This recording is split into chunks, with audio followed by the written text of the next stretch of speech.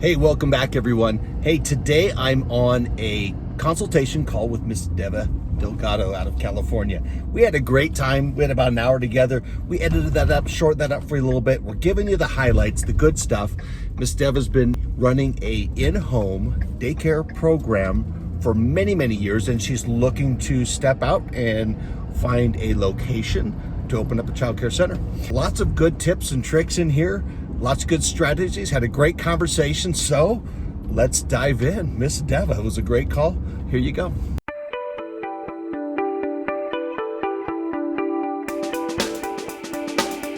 I feel unsure on how to approach them or start the conversation without not having the money yet and involving myself with. So it's like, what should be the first or the next step?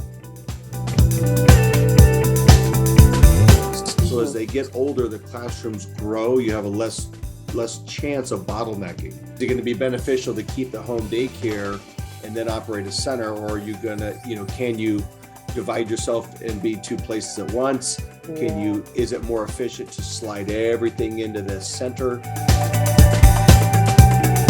And then when you start looking at it, when that space reveals itself, figure out that square footage so you can go, okay, if this is an infant room, do I have enough for 4?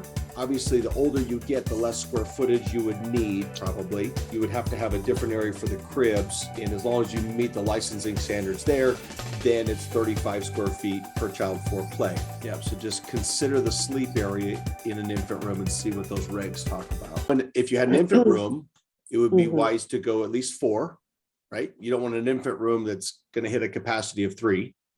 Okay. Or 5 necessarily, because 3 is not good. 5 means you're going to have 2 staff. You're going to be losing money. So yes. So we think about an infant room of 4, maybe a toddler room of 6, if that's your max, and a preschool room that would occupy 18. That takes you to 28. That's not far from your original idea of 24. So let's think about that. Infants 4, Todd 6, preschool 18. And that could change based on a lot of things, like that infant room. If you decided not to carry infants, you could eventually turn that maybe into a 1-year-old room with 4. And then your Todd now becomes maybe a 2-year-old room with 6. And you still might feed that preschool room better. So maybe you start off with something like this, and then that's how you can change the licensing and age groups as they go up. Because you might find that 4 1-year-olds, 6 2-year-olds feed that preschool program of 18, or maybe it's 16 or 14 or 12 better. Okay. Starting in with 1-year-olds instead of under. Yeah. Because I don't want them to back. I don't know is it that you explain the situation when the transition time is not right? Then you won't have enough space on the toddler room if there's too many infants, right? If your youngest age kiddos are in a smaller classroom, so as long as your infants, you have less infants than 1-year-olds and less 1-year-olds than 2-year-olds and less 2-year-olds than 3-year-olds. So as they get older, the classrooms grow, you have a less chance of bottlenecking. Okay. I think with these numbers, that to me seems reasonable. Then it just depends on what kind of space you come into, because you could always transition those infants into 1-year-olds. What if you started with 4 infants and 6 toddlers, and all of a sudden your infants are all turning 1 and they're not leaving because you're running a phenomenal program? Well, then maybe you go, geez, do we just transition into my infant room into a Todd 1 room?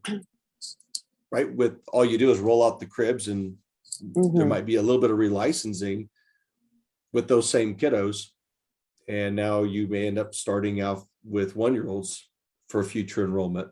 We kind of justify that going, oh man, people really need infant care.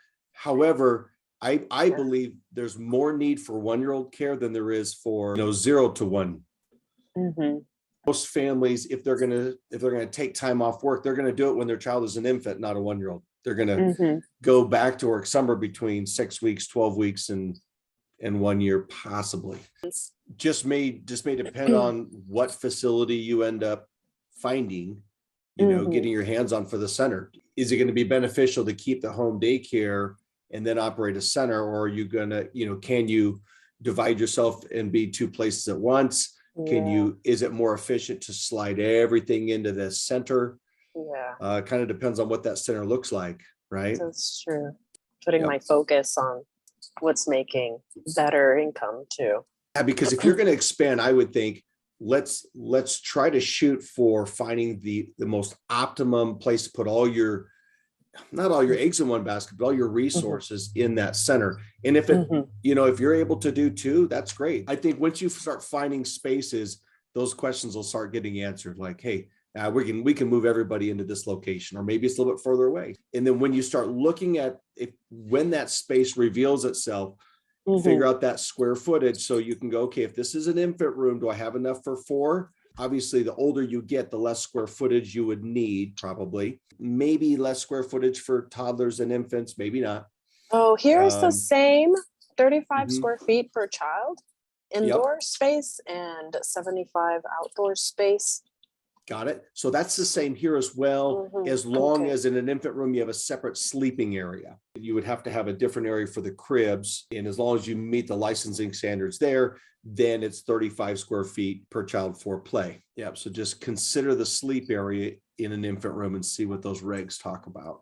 If you have a room for 35 times 8, it's 280 square feet, right? That would satisfy 8 children at 35 square feet. You couldn't put cribs in that space. Also, you're going to have cribs outside of that separate space. You're going to, So that's why we define it as a separate sleep area. So it's just a side note to look and figure out what that sleeping area would look like. Well, I didn't think about reaching to those because there's one on this part of the island. Yeah, and they might know. I mean, you have someone, a lot of times those federal Head Start programs, you have staff that have been there for 5, 10, 20 years. And so they might be like, you know what, there used to be one down on River Road. I don't know, maybe check into that. So it might be good to network with any of those agencies. Money is always the number one thing, right? Like the worry of how am I going to get the money for this? So hopefully I get more answers with the childcare provider fundings of the city. I mean, I know there's other ways, like you did it, and with your story, how you said you started it with 100. Just open to trying all the sorts of ways to be able to have that money to start off a lease. Let me throw one more money possibility out there. I don't know if I've mentioned this previous. SBA will look at a child care program, for example, a school, they would loan up to 90% of the cost of the business and real estate combined.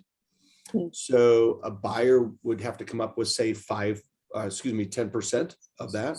So if it was, let's say you found a program for $500,000, and that included a smaller place, and we'll use this small number, and that included maybe a property for $400,000, and someone was willing to sell their business for $100,000.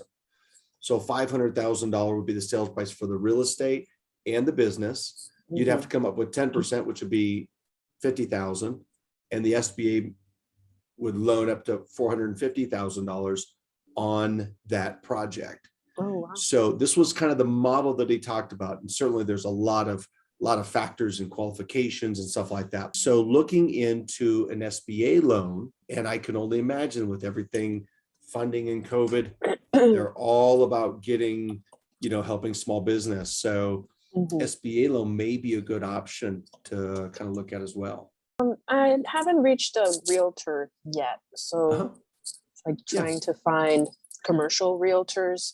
It's like I feel unsure on how to approach them or start a conversation without not having the money yet and involving myself with. So it's like, what should be the first or the next step?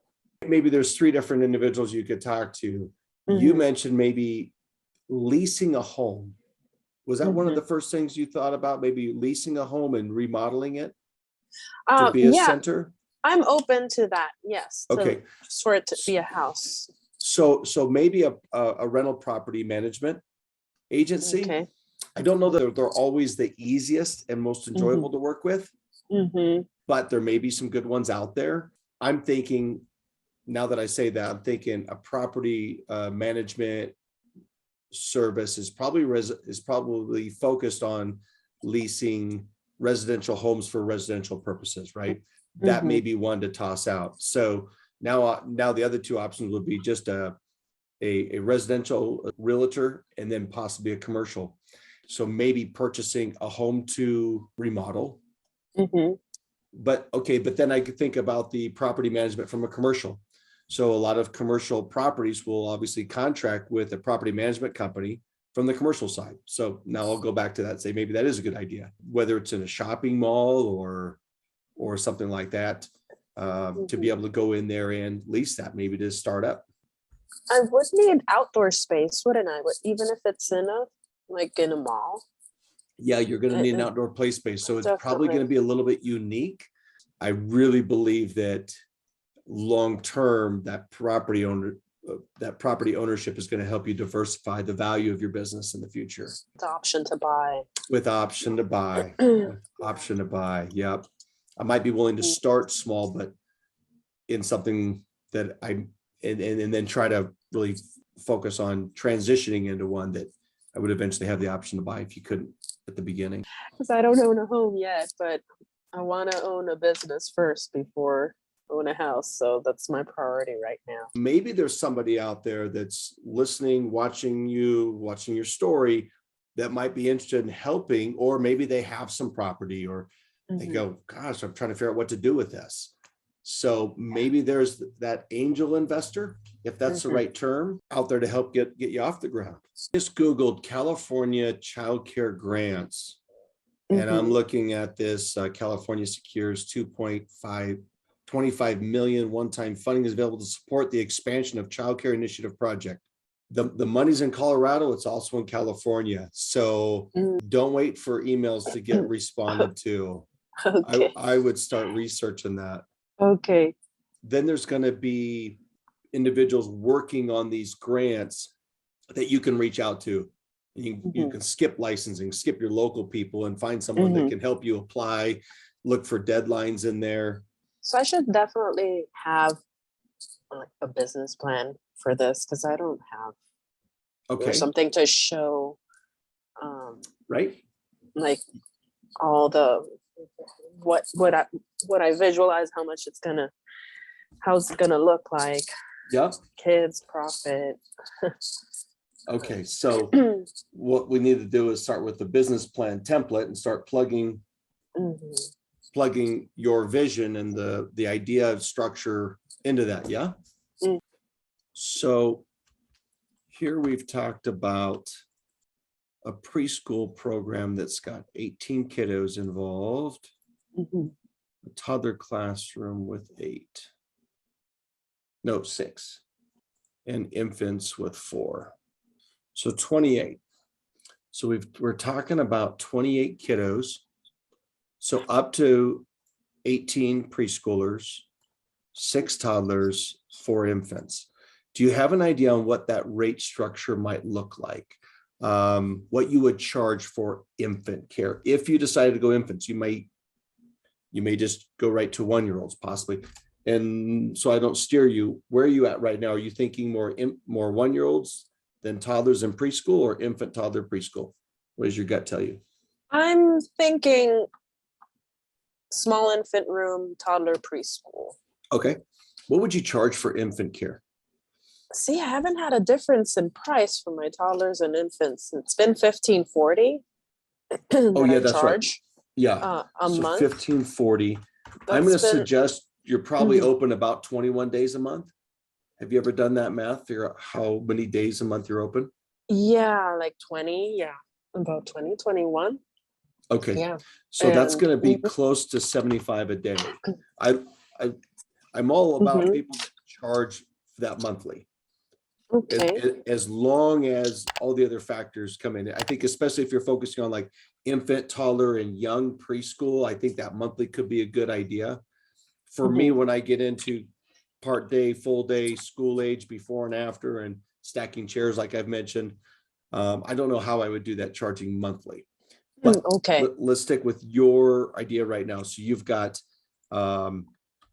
let's look at infants at roughly 75. That'll get us to that number, because 75 times 21 days is 1575 a month. Okay. And you charge that same amount for your toddlers. Yes. Okay. What about preschool age children? The same? Yeah, if they're the full day, I charge the same. Okay. You got it. And do you accept, are you just private pay? Do you I have been doing just transfers, bank to bank transfers, Zeal. Yep. That's what I've been doing. You're not doing any state assistance, anything like that? No, I'm not. Okay. Haven't done that yet. Got it. Parents have been, I guess, in this neighborhood, they're more into tech or medical, and this is comfortable for them to pay. I kind of threw this together. I edited this a little bit.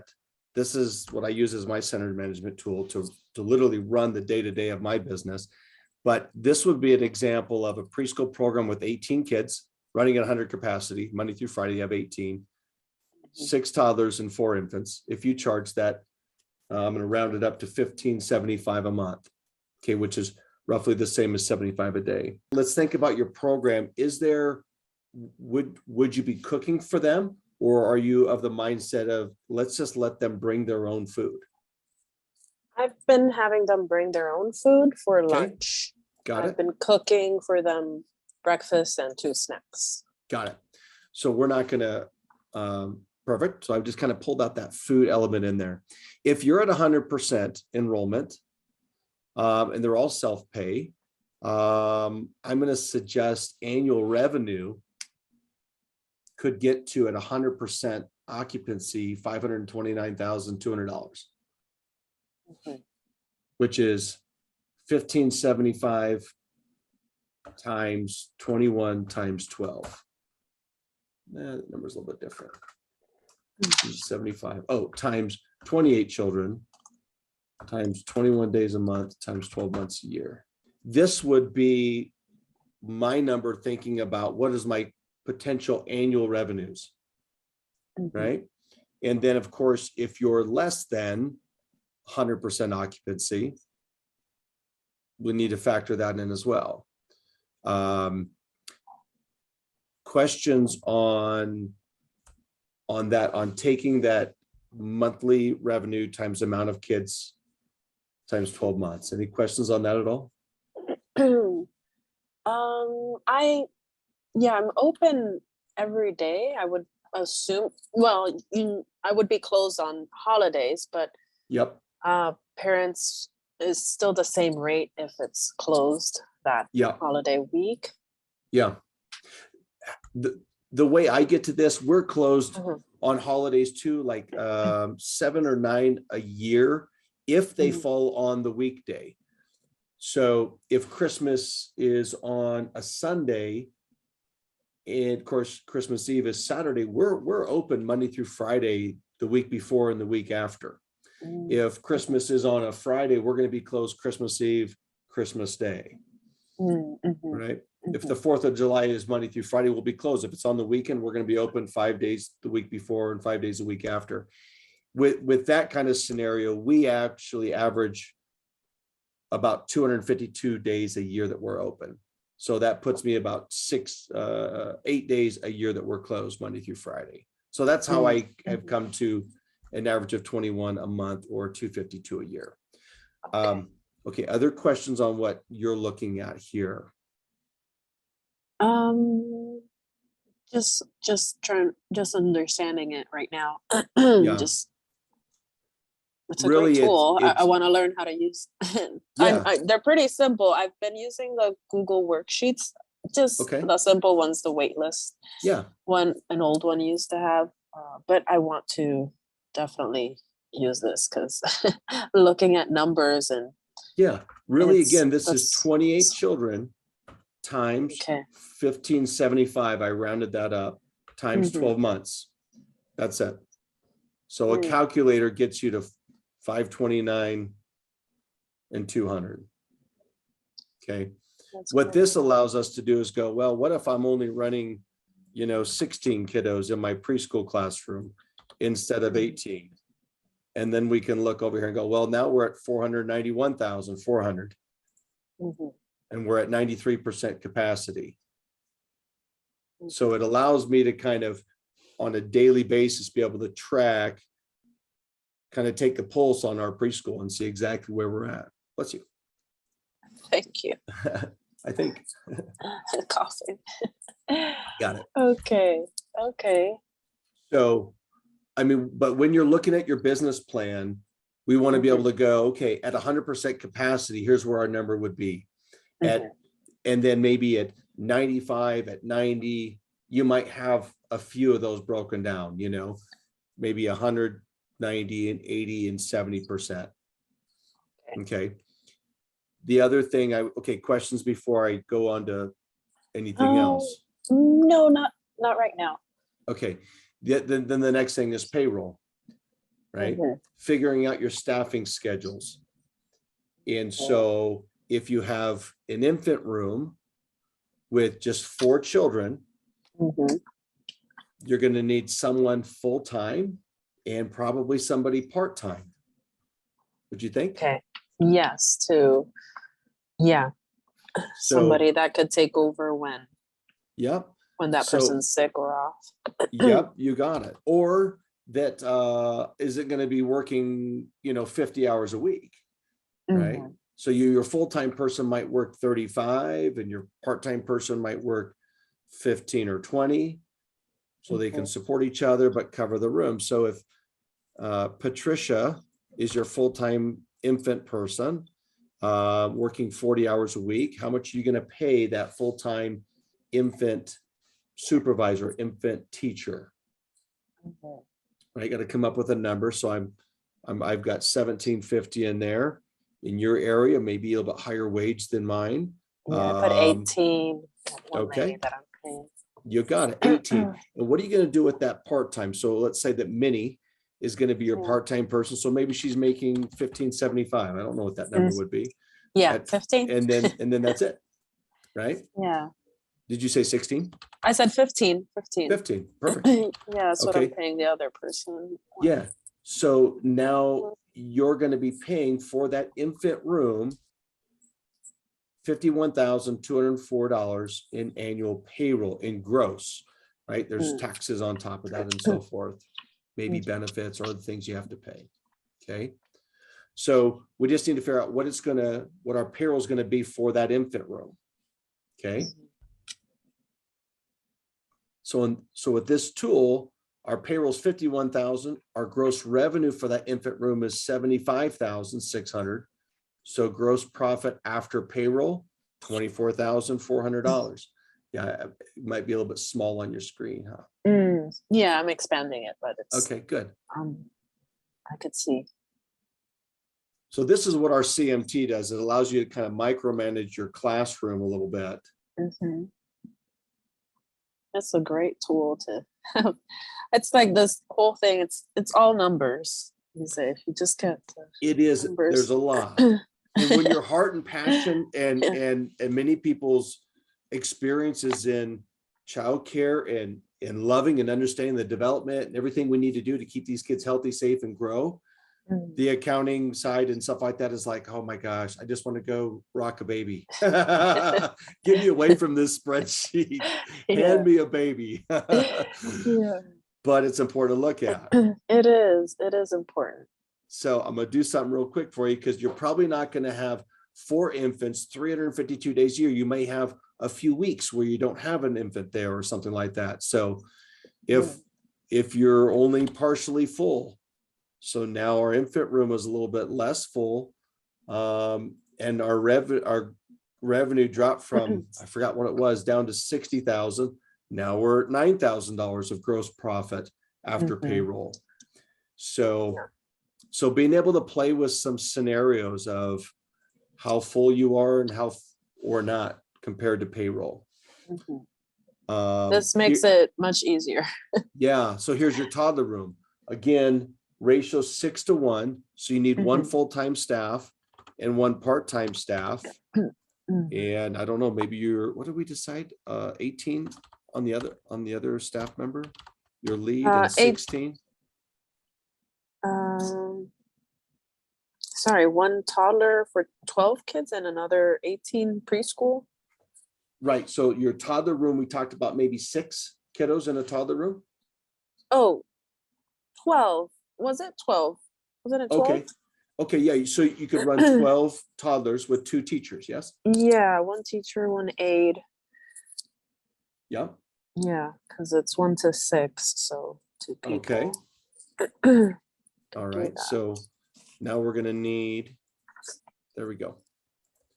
So you're going to need 2 full-time staff in there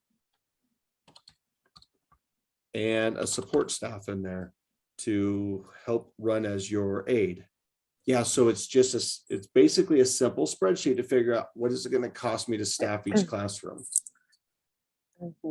and what is the revenue going to be for each classroom. So Patrick is working 40 hours at 18, Felix 40 hours at 17.50, and Minnie 20 hours at 16. Just a scenario. That's the toddler room. That's the toddler room. 1 teacher, 1 aide, and 12 kids. 12. But we had originally built this with, I was thinking I was trying to get to that magic number of 24 that you shared with me. And so I was thinking just 6 toddlers. So if we want to expand our toddler room, we can do that real quick. Okay, now we've got 12 toddlers. And these numbers are going to be increasingly better. So now payroll's the same because we built it for a teacher and an aide. Projected gross revenue, 226,000. Gross profit after payroll, 139,000. Big difference. 87 in payroll. Yeah. And now you've got to staff your preschool room. So again, we're still talking 2 teachers or a teacher and an aide to care for those 18 kids. Yes. So it's the same scenario as your Todd 2 room. Any classroom where you're have to have 2 staff there when you're at that 2 staff ratio. And obviously the higher the ratio children to staff, the more revenue you're gonna earn. That's why it's a lot more challenging to earn a profit in our younger age groups with our infants and toddlers than it is preschool. These are just some starting numbers. I'm going to scroll down to the bottom here. I didn't actually look at this ahead of time. Let's see this is administration. So if you want to have administration, so maybe it's just yourself in there and you give yourself a wage or a salary. And let's just say you start off paying yourself $30 an hour. And that's it, because we're not going to cook. And so I'm just going to delete all of that. You're probably going to need someone a little bit of time. Let's just say 5 hours a week in case there's some repairs. Maybe it's just a couple hours a week. So we've got additional administrative payroll in there. So this will add up all your payroll at $213,852. That does not include any kind of payroll tax. So I'd be asking my accountant, how do I estimate for payroll tax, for state and federal taxes? And so maybe they go 8% of that, add 8% for payroll tax, or 10%, or whatever that might be. And then this just breaks down the gross revenue between all the classrooms, the individual classrooms, and finally administration and gross profit after payroll. So projected expense. That's your revenue. And then these are payroll for the 3 different classrooms plus admin. So this is telling me if we run 100% enrollment and we're staffing with this scenario, these wages and these hours, that I've got $328,000 in change to pay rent and supplies and licensing and all that kind of stuff at 100% enrollment. Now we went from all the fun stuff like, well, do we want to have infants or toddlers to but it's interesting. I still like this though. I want to master how to use the spreadsheets and Well, and I've got lots of trainings, lots of videos on them, and I'll continue to do more and more, as well as be happy to ever do, one-on-one like this. So okay, so timeout. The CMT that you're seeing me use with Miss Deva is our center management tool, and this can be used to try to strategize for trying to figure out viability of a program. So if you're trying to play with the idea of 24, 28, 38, 108, 228, you can take this tool and try to figure out revenue. Then you can use factors like private pay and agency assistance, pay. Whether you participate in the food program, you can figure out percentages and dial those in there, and then throw in staffing scenarios and schedules to figure out if your proposed program might be profitable or enough. So anyway, that's what this is. Where do you find it? Of course, it's in the treasure chest. So check out the treasure chest, childcarebizconsulting.com. There'll be a link in below, and check it out. Go get yourself in there. There's lots of good stuff. I'm going to jump over. I'm going to see if everything carried over like I like it. It did. So here is an example of a profit and loss sheet for you. So we just saw that our gross revenue was 604,800. That number carried right over to here. So there's our gross revenue. Now you can start looking at this and going, okay, what am I going to be paying for advertising for staff?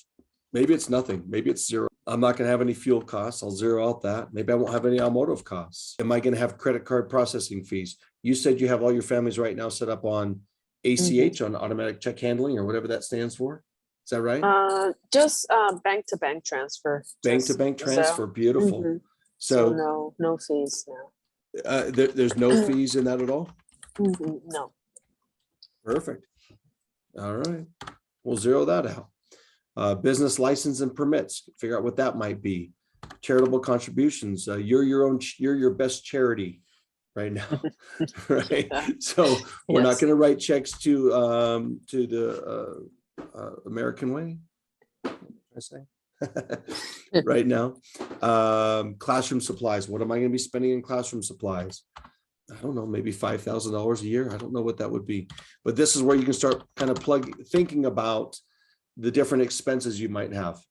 What's it going to cost for computer and internet expenses and so forth, education and training and so forth. So this is has been extrapolated from my own business profit and loss, and these numbers have been inflated to reflect what I'm looking at. I'm using this tool myself right now to try to figure out what the feasibility is of moving into a facility that could service 190,000, that's 190 children capacity, right? So when it comes to utilities, I just reached out to so I would be leasing this property from these people. So I said, what are the annual expenses for utilities? And he was able to give me 3 years of utility bills. Oh, and it's averaging out about $7,000 a month. And that included sewer and trash. So now I can put a better number in there, right? And I would, because I saw that history, I'm just going to kind of put a little light green on there, because I know that is a number that's not just an estimate. It's not just a guess. It's based on historic data from that facility. And that's for the entire facility. Heck, I'm only looking at leasing a third of it. So 7,000, a third, I'm going to go times 0.45, just to be a little bit on the conservative side. So I'm going to guess that my utilities maybe around $3,000 a month, maybe a little bit more. Okay, what's cellular going to be? What's the phones going to be? Accounting service, bookkeeping, all of those other kinds of things. So you just need to be able to play with the profit and loss to try to figure out what cash flow is going to look like. Good. That's something I can use right now. Yeah, this would be a great tool to help you start to map out your school. Yep. Yeah, one thing I was not sure about the director, because I was worried about that. I don't know why. I was thinking, I need to hire a director for a center. Mm-hmm. Are you director qualified? Not yet, but I'm going to start courses next month. And do you have that roadmap laid out for yourself? Yes. Okay. How long do you Yeah. think it would take you to get your director certification? Within a year. Okay. Mm-hmm. Yeah. You might ask licensing if they have any kind of provisionary director certification for you. They did this a lot with COVID when they kind of had, we had provisionary or probationary lead teachers, probationary directors. So if you were on track to complete your lead teacher certification within a reasonable amount of time, or your director certification with a reasonable amount of time, they may be able to make a provision so that you could be working as the active director even before you finish your certification. I would ask licensing that question. Okay, a provision. Yeah, provisionary, probationary. I'm not sure if I'm grabbing the right term. And it's possible that as you're looking at hiring staff, that you might find someone that may be working in the infant room that also happens to have their director certification. Okay. And even if she's not in that director role, by having her in the facility, in Colorado, we have to have a director available or on site 60% of our day. So they don't have to be there from open to close. Just got to figure out what licensing requires in California. And like, I had a preschool teacher years ago that I hired, and she still subs for me. She works for the district now. She comes and works in the summers. And she had her director certification, but she had no interest in working in the office. She just wanted to work with kids. And the office would never have been her strong point. I may have never even let her answer the phone. She's just much better with kids, if you know what I mean. Yeah. And loved her to death. But I gave her $1 more in her wage that I would have as a lead teacher because she had that certification. I was able to keep in her file. Yeah. Oh, that's great. That's really good to know. Okay. So I could go on vacation for a week and I still meet that director qualification. And then I would just put someone a little bit more qualified, able-bodied in the office to work on planning and answer phones and work with our parents and support our staff during that time when I was gone. And we were compliant. That sounds good, because that's future plan I want, is to keep traveling. You got still run my business. Yep. Absolutely. I love to travel. Absolutely. Okay. All right. What else do you have on your mind? I'm just processing everything. Yeah. Yeah, I'll go through the video a few times, of course. So some checkpoints and keep working on my homework. Looking into grants and finding that for myself as well, not necessarily wait for the licensing office to. Yeah, search those grants online. That'd be good use of the internet for sure. Yep. And work on getting the template and do the business plan so I could feel prepared when I apply for a grant and have everything just ready. Yep. To go. Yeah. And start contacting lenders, or at least reaching out to people to let me know of people they know. So I remember last video you were mentioning about how you can purchase a business and then lease a building. So how it's two different things. It's separate. Right. You can purchase a business, or maybe there's no business to be purchased if it's just an empty shell. Yeah. Are you having, was there a question in there for me? Kind of just kind of having clarity on what I would talk to the realtors. Like if I'm interested in leasing a building. Yep. So I might talk to Jerry. Jerry's my realtor here. She's amazing. I've had all of her grandchildren. I think I've had 6 grandchildren over the last 18 years. That's cool. And so I'd go, hey, Jerry, I'm looking at expanding my home daycare business into more of a commercial space for a childcare center. So I want to go from 8 kiddos in my home, and I want to go to like 28. 28 just seems like this beautiful number for me. So can you look at some possible commercial properties that might have, now I got to do my square footage, right? I got 28 times 35 square foot per child. That's 980. I'd probably double that. That's 1960. So I probably need a facility around 2,000 square feet because I need administrative offices. There are going to be bathrooms that aren't counted, sleep areas for infants. There's going to be, an entry and so forth. And Jerry, here's a kicker. I need an outdoor play space. And so it's about 21 outdoor space. 2,100. Right. 75 times 28. There's 2,100 square feet there. And I want to be able to divide that up so my infants and toddlers can share one space. My preschool can share the other, possibly. Yep. And so, all right, Jerry, go to work for me. Find me a place that I can lease. Even better yet, find me some place I could lease that is could possibly work into a lease option where the owner may want to sell that to me in the future. This is where I love the idea of going into a previous preschool shell or facility, which I've done both times that we opened our centers. And so there was remodel that had to be done, but in the first very little, it was more of gut and clean and paint. And the second one was a little bit more remodel because when it was licensed 20 years ago, now the new standards have increased. So we had to make some modifications.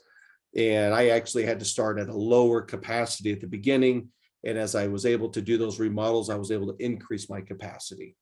So finding a previous preschool childcare shell of a building would to me is the least, out of pocket expense to get up and running for sure.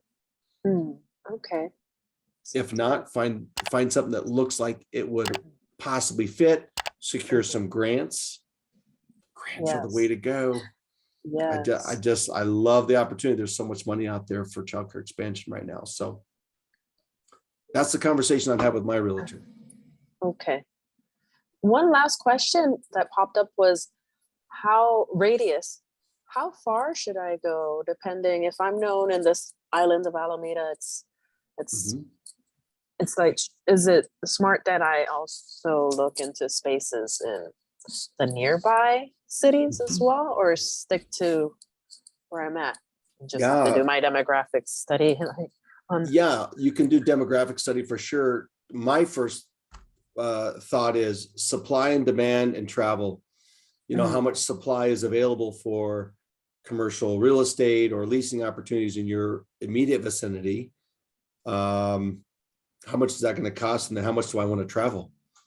Do you want to travel an hour and a half in your car to get to and from? No, after commuting 17 steps from your home to your preschool area. Yeah. So the closer to home you're going to reduce travel, and it's a matter of supply and demand, what you can find. Okay. Sounds good. Well, I'm going to share this with you real quick. I just was looking in our treasure chest. So I do have a business plan template in here. You can find this just by Googling it online as well. But this is just a template that I found. Looks like our local county threw that out there for our local centers. So one example of all the pieces, and then you can YouTube how to make a great business plan and how to make a business plan so it would attract an investor or meet the requirements and expectations maybe of the SBA or a different lender. What I will tell you, this will not go on a recording, but of course our CMT, what we were working on today, that tool is in the treasure chest. Right now the treasure chest is $4.99 if you wanted to have access to the updated stuff and that CMT. So that's in there. And of course, there's some other tools in there for you as well. If you're interested and you decide you want to do this, if you want to jump in the treasure chest, It's $4.99. I would do a couple things for you. I would, if you would do me a favor and write 2 reviews for me. One on maybe our childcare biz consulting Facebook, and possibly one on our YouTube channel. I think you can write a review on a YouTube channel. I guess you can through the comments, is it? Or yeah, maybe comments, or maybe it's a Google listing that I have to do, something like that. Shoot me a couple reviews on there from kind of our couple of first conversations, and I'll take $150 off the treasure chest for you. And I'll also share with you the worksheet that we're working on right now. This is a CMT that I took from my own personal expansion project, and I just simplified it for you so it could be a working kind of a working tool for our conversation today. So, and this actually has in it our most up-to-date wait list. It's got the infant. We can simplify this, and that's the last thing I'll do is I'll have Chicky simplify this all down for us, and we'll remove these others, because the center that I'm looking at is set up for, well, this is a model of 5 infant rooms and 5 toddlers and 4 preschool classrooms. So it's huge. So we'd simplify this for you, and then you'd have, we'll give you a couple copies, one a working copy that you can mess up, and one original, so that anything you mess up, you can go back and fix. So okay, sounds great. So that's there for you if you'd like to take advantage of that. All right, everybody. Hey, I hope you got some good tips and tricks in there, some good ideas, some inspiring thoughts. And anyway, thanks for following the journey. I'm just going to leave it at that. I mean, we had a great call. Make sure you, I'll put a couple of recommended videos from some other client calls I've had up here. I truly, truly love working with individuals all over the country to help explore viability, profitability, and just, you know, early childhood. So love it, love it, love it. I hope you have an amazing day. We'll see you soon.